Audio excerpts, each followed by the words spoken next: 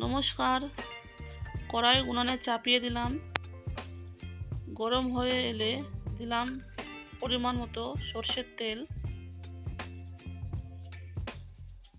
তেল গরম হয়ে এসেছে, দুটো তেজপাতা ফোড়ন দিলাম।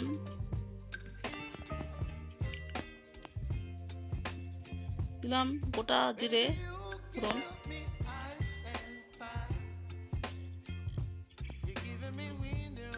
একটু নেড়ে দিব। দিলাম ফুলকপি,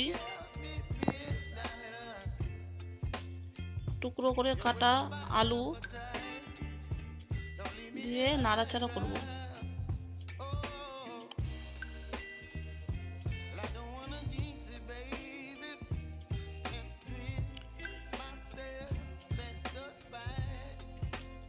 এবারে ঢেকে দিলাম অল্প সময়ের জন্য।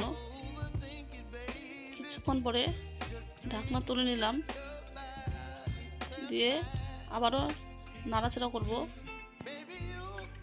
ভাজবো লাল করে একটু।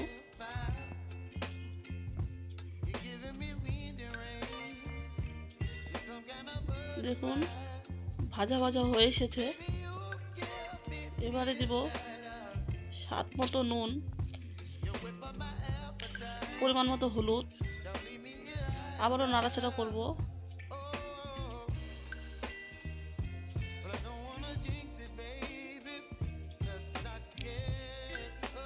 দিলাম লঙ্কা বাটা, আদা বাটা, জিরা বাটা, ধনিয়া বাটা।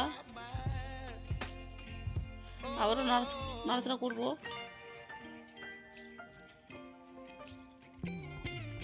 এবারে কষাতে হবে ভালো করে।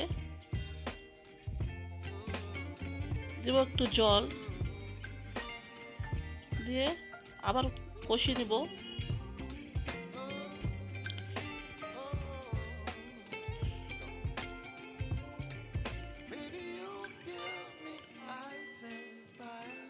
দেখুন ফুলকপি আলু সিদ্ধ হয়ে গেছে।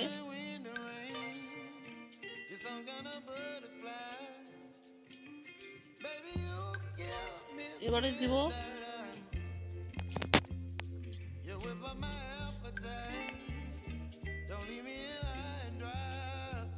পরিমাণ মতো জল দিলাম।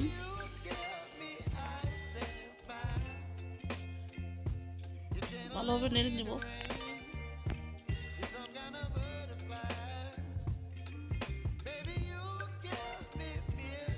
ফুটতে দেবো এবারে। দেখুন একটু নাড়াচাড়া করব যাতে নিচে না লাগে যায়।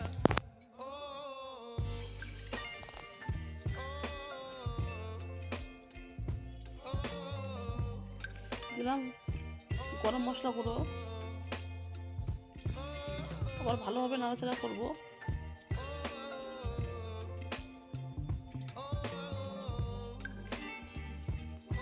আমি একটু ঝোল থাকতে থাকতে নামাবো। দেখুন হয়ে এসেছে। এবারে আমি নামিয়ে নিলাম। খুব সহজ উপায়ে ফুলকপির রসা তৈরি হলো। আপনারাও বাড়িতে তৈরি করতে পারবেন। আর কেমন হলো আপনারা জানাবেন, লাইক করবেন, কমেন্টে সাবস্ক্রাইব করবেন চ্যানেলটা।